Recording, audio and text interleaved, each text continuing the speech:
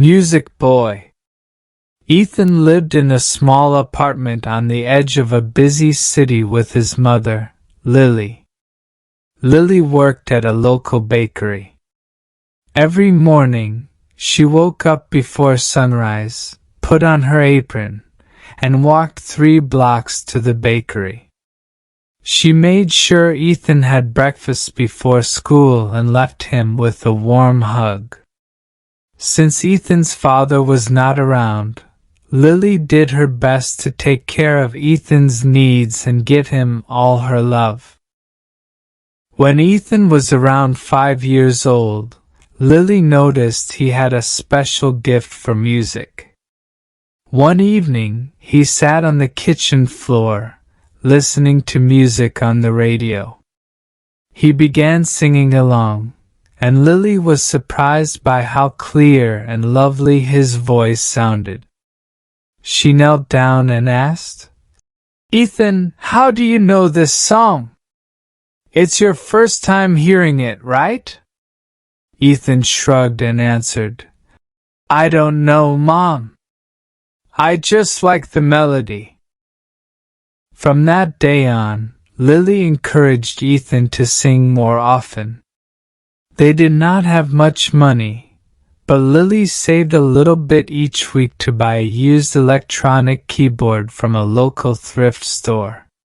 When Ethan saw the keyboard, his eyes lit up. He pressed the keys gently, trying to match the notes he heard on the radio. Even though the keys were old and some were slightly broken, Ethan made sweet music that filled their tiny apartment with joy. When Ethan turned 10, he grew more confident in his singing. He told his mother, "Mom, I want to sing for people. Can I sing outside the bakery?" Lily hesitated at first. She worried about Ethan's safety and also wondered if people would stop to listen. But Ethan was determined. He believed that if people could hear his voice, they might smile and enjoy their day. One Saturday morning, Lily allowed him to set up a small stool and his keyboard outside the bakery's front door. As customers walked in and out for fresh bread and coffee, Ethan sang simple tunes. Some people dropped coins into a small box in front of him. Others paused to record short videos. One lady told him, "You have a gift, young man. Never stop singing." Lily watched from inside, feeling proud of her son. Despite their tight budget, she felt happy because Ethan was doing what he loved. A few weeks later, Lily used her phone to record a short video of Ethan singing. She posted it on her social media page, expecting maybe 10 or 20 people to see it. To her surprise, the video quickly gained hundreds, then thousands, then millions of views. People loved Ethan's angelic voice and his innocent smile. Strangers left comments like, "This boy's voice made my day," and "Where can we hear more of his singing?" Local reporters came to interview Ethan. They stood outside the bakery, filming him while he performed. One reporter asked, "Ethan, how does it feel to become a mini celebrity?" Ethan blushed and replied, "I'm just happy people like my songs." Soon news channels started talking about the young street performer with a voice of gold. Ethan felt excited but also a bit overwhelmed. He never expected this much attention. A well-known music producer named Mr. Cole saw Ethan's video and decided to visit the bakery in person. He wore a neat suit and shiny shoes. When he arrived, he listened to Ethan sing for a while. After Ethan finished one of his songs, Mr. Cole clapped enthusiastically. Lily stepped outside to greet him, wiping flour off her hands. "Hello, Miss Lily," Mr. Cole said, handing her his business card. "I'm very interested in working with Ethan. I see real talent here." Lily was unsure. She had heard stories of children losing their childhoods in the entertainment business. But Mr. Cole promised to guide Ethan carefully, with a focus on school and family. After several conversations, Lily agreed. She wanted to give Ethan a chance to share his music with more people and also improve their financial situation, which had always been difficult. At only 13 years old, Ethan recorded his first single, "Wish Upon the Stars." The song was a soft, sweet melody that matched Ethan's pure voice. Mr. Cole used his connections to promote the song on radio stations and online music platforms. In less than a month, "Wish Upon the Stars" became a local hit. People hummed it in grocery stores, and children sang it at school talent shows. Ethan started appearing on small talk shows. He was nervous at first, but he practiced answering questions with Lily's help. The hosts would say things like, "Here comes the youngest star in town," or "Everyone is talking about Ethan's golden voice." Though Ethan smiled on camera, his heart often pounded quickly. He told Lily one evening, "Mom, it's exciting, but it's also scary. I don't know if I'm ready for all this." Soon, Ethan's schedule became very busy. He traveled by car or train to different events. Sometimes he performed at big shopping malls, singing for crowds of fans. He signed autographs and took photos with people who loved his music. After shows, he felt both happy and exhausted. He missed having free time to play with friends or to simply watch cartoons at home. His mother noticed the changes. "Ethan, are you all right?" Lily asked one night as they sat in a hotel room far from home. "I'm proud of you, but I also worry. You're still so young." Ethan sighed. "I'm okay, Mom, but sometimes I wish I could go back to singing in front of the bakery, just for fun," he admitted. Lily gently hugged him and whispered, "No matter how famous you become, remember where you started. Remember the feeling of singing for joy." As Ethan's popularity soared, his record label arranged larger concerts and strict schedules. Every week, he had photo shoots, interviews, and rehearsals. Ethan's fans multiplied on social media, but so did critics. Some people online began saying, "He's just a kid who got lucky," or "He's too young for the music industry." Others complained that his voice was auto-tuned. Ethan read these comments in private, feeling confused and hurt. Despite the negativity, many loyal fans supported him. They sent letters saying, "Your music helped me when I felt sad," or "I played your song at my birthday party."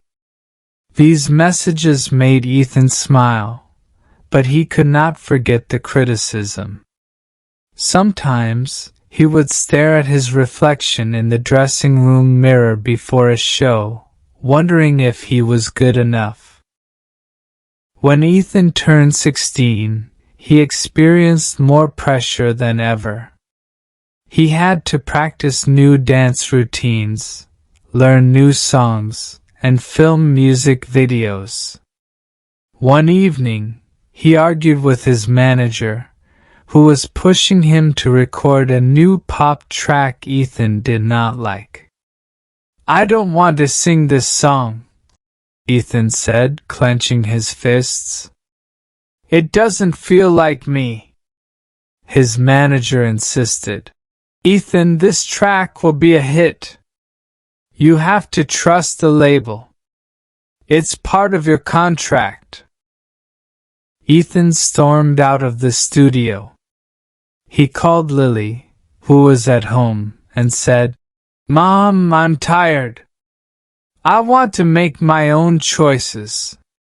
Lily's voice was gentle on the phone. "I understand, Ethan. But maybe there's a way to compromise. Talk to Mr. Cole, explain your feelings." Ethan sighed. "I'll try." Yet he felt trapped by all the expectations placed on him. During this stressful period, Ethan made some new friends who enjoyed partying. They were older teens who did not have to follow strict rules. They took Ethan to late-night events in hidden clubs.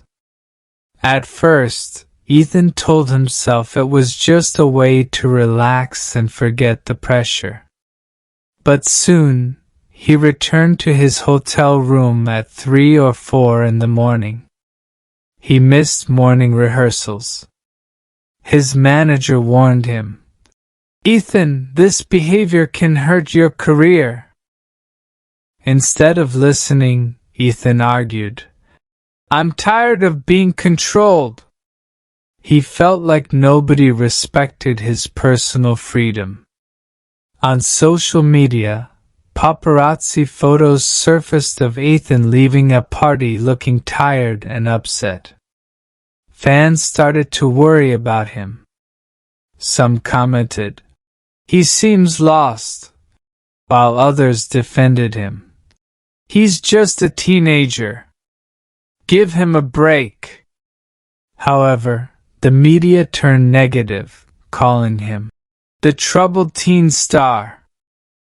One day, Ethan traveled back home for a short break. He sat in the kitchen with Lily, who was baking cookies. The scent of sugar and butter filled the air, but Ethan did not look happy. Lily put down the tray of cookies and asked, "Ethan, what's going on? I see those pictures online. You look so tired." Ethan groaned, leaning back in his chair. "Mom, I'm stressed. Everyone wants me to be perfect. I want to have fun like other kids, but I also want to please my fans. I don't know who I am anymore." Lily touched his arm softly. "Ethan, you must remember why you started singing. It wasn't for money or for fame. It was because you love music. Don't let other people take that love away." Ethan felt tears in his eyes. He whispered, "Mom, I'm scared I've already lost that feeling." Lily walked around the table and hugged him tightly. "It's never too late to find it again," she said, her voice breaking with emotion. A few weeks later, Ethan found himself in another argument with his manager. They were backstage at a large concert venue. Ethan refused to follow a specific costume idea, saying it looked ridiculous. His manager shouted, "You are throwing away your future if you keep fighting us." Ethan yelled back, I am not a puppet. Stop treating me like one. The argument grew so loud that some crew members pulled them apart. Ethan felt his heart racing. In that moment, he decided to run. He grabbed his jacket and rushed out of the venue. Cameras followed him, recording every step. He jumped into a taxi and told the driver, "Just drive. I need to escape." As the taxi drove through the city, Ethan looked out the window at the passing lights. He felt lost. He asked the driver to drop him off near a quiet area with small shops and galleries. Wandering the street, he saw a sign that read, "Harmony Art Gallery, open late tonight." Intrigued by the name, he stepped inside. The gallery was small and cozy, with soft music playing in the background. Colorful paintings of nature, music notes, and abstract shapes hung on the walls. Only one person stood inside, a young woman arranging prints on a table. She looked up and smiled. "Welcome," she said warmly. "Feel free to look around." Ethan walked slowly, admiring a painting of a bird flying over a sunset. The woman approached him. "Is something bothering you?" she asked gently. Ethan hesitated, then admitted, "Yes, I'm just having a really bad night." The woman introduced herself. "My name is Ava. I volunteer here because I love art. Art helps me find peace." Ethan sighed and glanced at the exit. "I'm Ethan," he said. Surprisingly, Ava did not make a fuss about his fame. Instead, she asked, "Do you find peace in anything, Ethan?" He paused, thinking. "I used to find peace in singing," he said quietly. Ava smiled again. "Then don't forget that feeling. Sometimes we lose sight of who we are, but it's never gone forever." Ethan and Ava ended up talking for an hour. She brewed a pot of herbal tea in the small gallery kitchenette. The warm aroma filled the air. Ethan explained, "I'm a singer. I've been under a lot of pressure. I feel like I'm losing control." Ava listened without judgment. She told him about her own experiences with stress during her first year of art school. "I had to paint every day, even if I felt no inspiration. It made me hate painting for a while." "How did you find your love for art again?" Ethan asked, truly curious. Ava replied, "I decided to paint for myself, not for an assignment or a teacher. I remembered how I felt when I first picked up a brush as a child." Ethan looked down at his hands. They were trembling slightly. "Maybe I need a break too," he whispered. Ava nodded. "Everyone needs a break sometimes. Music should be a way to express your heart, not a cage." That night, Ethan booked a small hotel room on his own. He turned off his phone to avoid calls from his manager and the label. When Lily finally reached him the next morning, she was worried. "Ethan, are you all right?"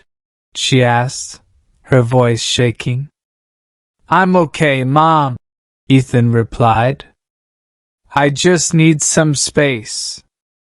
I met someone named Ava, and she helped me realize I need time to think about my life." Lily understood. She called Mr. Cole and the label, insisting that Ethan needed a mental health break. The label was unhappy, but Lily threatened to take legal action if they did not comply. Eventually, they agreed to give Ethan a few months away from promotional activities. It was a risky move. Fans might forget about him, and the label might lose revenue. But Ethan felt it was the only way to regain his sanity. With Ava's help, Ethan found a small cabin in a quiet town near the mountains. He invited Lily to join him, but she needed to stay in the city for her job. "Take care of yourself, Ethan," she said, hugging him tightly before he left. "Call me every day so I know you're safe." Ava drove Ethan to the cabin in her old car. The road wound around tall trees and clear streams. After a few hours, they arrived at a wooden house with a little porch. Birds chirped in the tall pines, and the air smelled of pine needles and fresh earth. Ethan took a deep breath. "This feels like another world," he said with a small smile. The cabin had no television, and internet access was weak. Instead, Ethan spent his days exploring the area. He took walks along the winding trails, listening to the sounds of nature. Sometimes, Ava painted a landscape while Ethan sat on a rock, strumming a guitar he had brought along.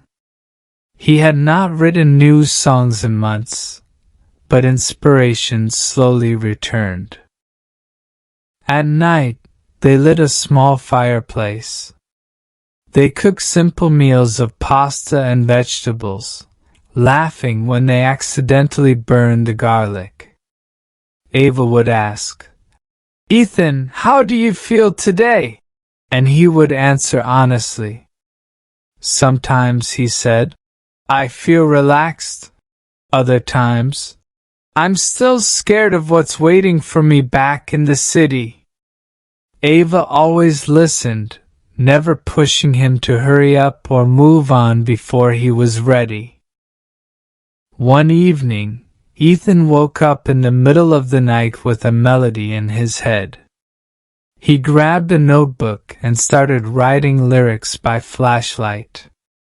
They were about his journey, the early days at the bakery, the sudden fame, the sleepless nights on tour, and the feeling of freedom he experienced now. The next morning, he showed the rough lyrics to Ava. "These words are so honest," she said, reading each line carefully. Ethan felt shy. He had never shared such personal lyrics before. "It's everything I've been holding inside," he explained.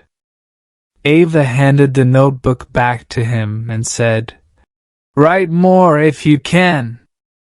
Don't be afraid to express your truth." Over the next few weeks, Ethan wrote several new songs. He recorded simple demos on his phone, just voice and guitar. He did not think about what the label would say or how many copies he might sell. He was writing for himself, rediscovering the pure joy of music. After 2 months in the cabin, Ethan felt ready to face the world again. He thanked Ava for her support, and they drove back to the city together. On the drive, they talked about the future. "What will you do now?" Ava asked. Ethan looked out the window and said, "I want to talk to Mr. Cole about releasing these new songs. But I don't want the label to control everything. I want to share my real voice." When they arrived, Lily greeted them with tears of joy. She had missed her son dearly. "You look healthier," she observed, rubbing Ethan's cheek. "You have color in your face again." Ethan hugged her tight. "Mom, thank you for letting me do this. I feel better than I have in a long time." Mr. Cole arranged a meeting between Ethan and several label executives. Ethan was nervous but determined. He played them a few of his new tracks, raw recordings from his phone. The executives exchanged glances. One of them said, "These songs are nice, but they're not very commercial. There's no big beat or catchy hook." Another executive nodded, adding, "We need pop hits for radio play." Ethan took a deep breath. "I understand," he said, "but I want to release these songs as they are. They come from my heart. I've spent too long singing tracks other people wrote, and it made me unhappy. I need to share my own story now." Mr. Cole, who had grown fond of Ethan, supported him. "Let's give him a chance," he said. "Maybe these heartfelt songs will reach a different audience." Finally, the label agreed to let Ethan put out a small EP called "Back to My Heart." They did not expect huge commercial success. However, they understood that Ethan needed creative control if he was going to continue his career happily. To promote "Back to My Heart," Ethan decided to hold a small, acoustic concert in a local theater that seated only a few hundred people. Tickets sold out quickly, mostly to loyal fans who had stayed by his side through all the ups and downs. Lily sat in the front row, beside Ava. As the lights dimmed, Ethan walked onto the stage with only a guitar and a microphone. "Hello everyone," he said, his voice echoing in the quiet hall. "Tonight I want to share my new music with you. These songs are about my journey, my hopes, my fears, and my mistakes. Thank you for being here." He started to sing the opening song, "Finding My Way," and the audience sat in silence, fully attentive to his voice. The lyrics spoke of feeling lost and searching for hope. Halfway through, Ethan looked up and saw tears in Lily's eyes. He also saw Ava smiling, filled with pride. When he finished, the crowd erupted in applause. Ethan bowed, his heart full of gratitude. After the show, Ethan stayed to sign autographs and talk with fans. A young girl approached him, tears in her eyes. "Your song helped me when I felt alone at school," she whispered. "Thank you for sharing your story." Ethan knelt down and gave her a gentle hug. "Thank you for listening," he said softly. "Remember that you are never truly alone." Another fan told him, "I saw the news about your struggles, and I worried you might stop singing. I'm so glad you found your voice again." Ethan smiled, shaking their hand. "There was a time I almost quit," he admitted, "but I realized that music is still my passion. I just needed to sing my own truth." In the months that followed, "Back to My Heart" did not top the charts, but it gathered a dedicated following. People admired the honesty and emotion in Ethan's new music. He continued to live in the city, but he set healthy boundaries with his label. He refused to overbook his schedule and made time for his own mental well-being. He also visited the cabin now and then, sometimes with Ava, sometimes with Lily. Ethan's relationship with Ava grew deeper. She opened a small art studio where she taught painting to children. Sometimes, Ethan visited her classes and played music while the kids painted. One day, as they were cleaning up brushes and paint trays, Ava turned to him and said, "I'm really proud of how far you've come." Ethan placed a hand on her shoulder. "I couldn't have done it without you," he replied. "You helped me see that I needed to find my own way. You believed in me when I felt alone." Ava's cheeks turned pink. "Well, you believed in me too. I was only a volunteer at the gallery, unsure of my future.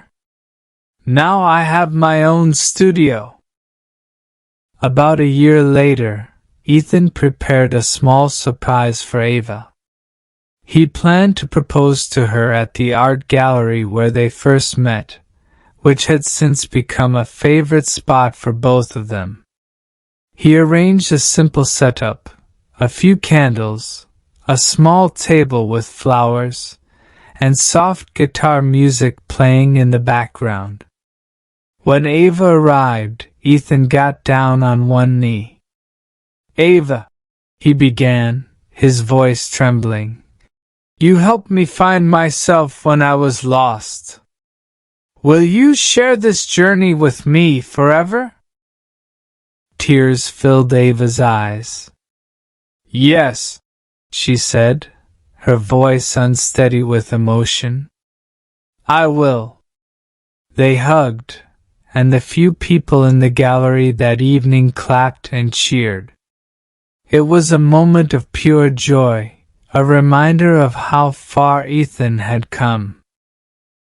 Ethan and Ava decided on a small wedding ceremony in the same quiet mountain town where Ethan found peace.